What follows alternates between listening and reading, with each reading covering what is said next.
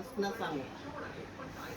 तर ही गादी घेऊन मला 1 महिना झाला. त्याच्यामुळं कसं आहे, माझे ना सुरेखाताईंनी मला ही गादी दिली. तर मग 1 महिना झाला मला घेऊन. आता माझं सगळं व्यवस्थित आहे. पोट नाही दुखत, गुडघे नाही दुखती, एकदम गुडघे पण व्यवस्थित झालेले. आता सगळं म्हणजे डोकं पण नाही दुखत, एकदम मला फरक पडलेला आहे. तर एकदम आता कसं पूर्ण डोकं नाही दुखत माझं. खाल्लेलं तुम्हाला पचतं का? हा, खाल्लेलं पचतं आता. तुमच्या पोटात काही गाठी होत्या का? हा, गाठी होत्या त्या पण व्यवस्थित झाल्या. आणि एकदम आता कसं आहे, कंबर नाही दुखत, खवाटा नाही दुखती, पाठण नाही दुखत. त्याच्या गाठी होत्या त्या काही कमी झालेल्या आहे. किती दिवसात तुम्ही डॉक्टरकडे जायच्या?